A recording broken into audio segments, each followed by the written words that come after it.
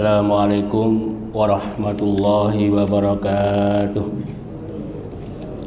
Alhamdulillahirrabbilalamin. Wassalatu wassalamu ala asrafil anbiya'i wal mursalin. Asyhadu an la ilaha illallah wahdahu la syarika lah wa asyhadu anna Muhammadan abduhu wa rasuluh.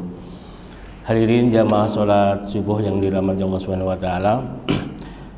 Menyampaikan bagian yang kedua dari surat Al-Humazah.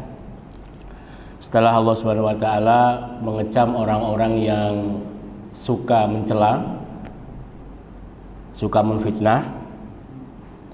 Karena apa? Di antara sebabnya adalah orang-orang yang suka alladzi ja'amal wa addadah, yaitu alladzi jama'a malau wa addadah, yang suka mengumpulkan hartanya dan menghitung-hitungnya.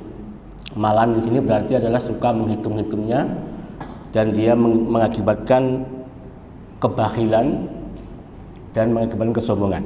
Karena apa? Yahsabu anna malahu akhladah. Mereka mengira bahwa hartanya itu akan mengekalkan dirinya. Dia menduga hartanya akan bisa mengekalkan hidupnya di dunia ini. Ada juga yang mengartikan bahwa malan di sini adalah orang-orang yang suka mengumpulkan harta. Di antaranya adalah harta yang banyak, atau diartikan malan sebagai pekerjaan mempersiapkan harta untuk anak-anak yang akan datang nanti, atau yang sering kita dengar mengumpulkan harta untuk sampai dengan 7 turunan. Karena orang yang menganggap hartanya akan mengekalkan hidupnya, pada akhirnya dia tidak mengikat akan kematian. Sehingga di antara Allah menidurkan kita di malam hari adalah agar kita selalu mengingat kematian. Salah satu hikmahnya adalah agar kita ingat mati, karena tidur dan mati itu adalah suatu hal yang hampir mirip. Kematian dan tidur adalah suatu hal yang hampir ada persamaan, sehingga suatu kenikmatan bahwa kita ditidurkan oleh Allah kemudian kembali bangun, itu adalah suatu hal yang nikmat dari Allah Subhanahu wa taala. Kemudian ayat selanjutnya Allah memperingatkan kalla la yumbadana fil khutamah. Awas, sekali-kali tidak, sungguhnya dia benar-benar akan dilemparkan ke khutamah. Orang-orang yang seperti yang diceritakan pada ayat tadi adalah akan dilemparkan kepada la yumbadana, yaitu dilemparkan dalam keadaan hina dengan cara yang mudah oleh Allah Subhanahu wa taala. Kemana? Fil khutamah, yaitu neraka hutumah. Wa ma adraka mal hutumah, dan tahukah kamu apa hutumah itu? Sudah sering disampaikan bahwa dari kalimat atau ayat wa ma adraka itu mempunyai arti bahwa sesuatu itu di luar jangkauan pemikiran kita, sehingga sesuatu hal yang besar sering disampaikan dengan kalimat ataupun ayat wa ma adraka. Tahukah kamu apa hutumah itu? Wa ma adraka mal hutumah. Lanjutan ayat adalah narullahil muqadah, yaitu api Allah yang dinyalakan.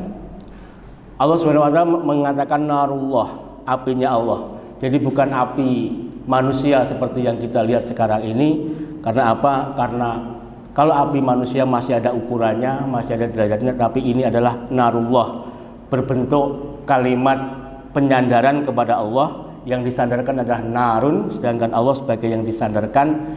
Ini di dalam bahasa Arab dinamakan mudhaf filih, yaitu sesuatu yang disandarkan kepada sesuatu yang lain. Sehingga kalau kita memahami narullah, apinya Allah, tentu sangat panas sekali, sangat luar biasa sekali, sehingga sekali lagi digunakan ayat wa ma adraka, yaitu di antara para ulama mengatakan bahwa ini merupakan sesuatu yang di luar jangkauan kita. Kita tidak bisa membayangkan seperti apa itu.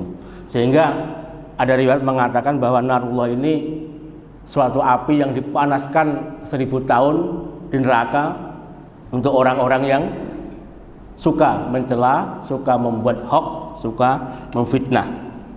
Allati tattali'u ala afidah, yaitu yang membakar sampai dalam hati.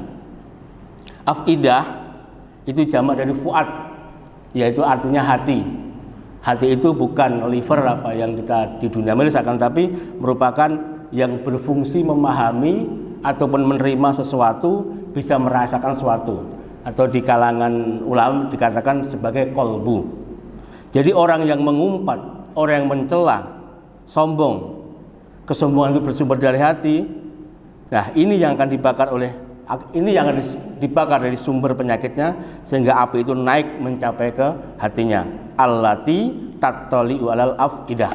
Karena orang yang disebut-sebut keburukannya oleh orang tersebut, tentu dia akan tersakiti, sehingga terbakar hatinya. Jadi wajar para pencela, para pembuat hoax, para pengumpat akan dibalas oleh Allah dengan membakar hatinya. Ini yang dinamakan dengan tattali'u alal afidah. Innaha alaihim muqsadah fi amadin mumaddadah. Sesungguhnya api itu ditutup rapat, sedang mereka diikat dalam tiang-tiang yang panjang. Ini juga merupakan termasuk siksaan dari Allah Subhanahu wa taala kepada orang-orang yang pencela, yaitu orang yang mempunyai profesi tukang membuat hoax, tukang mengadu domba, akan fi amadin mumaddadah. Dia akan diikat di tiang-tiang yang panjang. Hadirin yang dirahmati Allah Subhanahu wa taala, dari keseluruhan surat ini apa yang bisa kita ambil? Yang pertama adalah jangan menganggap harta kita yang kita miliki itu merupakan hak milik mutlak. Karena di sini di harta kita ada hak anak yatim, di harta kita ada hak pada orang miskin, di harta kita ada hak yayasan sosial dan lain sebagainya. Kemudian yang kedua, jangan menjadi orang yang suka menceritakan kejelekan orang. Kalau masalah ghibah, menceritakan orang lain, tentu kita tidak bisa terhindarkan. Akan tapi jangan sampai itu menjadi profesi, ataupun kita menjadi orang yang pertama kali membuat fitnah, atau orang pertama kali yang membuat majelis ghibah, sehingga kita dijadikan orang yang dicap orang tukang membicarakan orang. Kalau memang kita terpaksa terjebak dalam hal itu, mungkin kita bisa, sekali lagi kita bisa istighfar. Karena apa? Kita tidak lepas dari membicarakan kekurangan orang lain, karena kita selalu bergaul dengan orang, kita bergaul dengan masyarakat luas, tentu kita tidak bisa terhindarkan.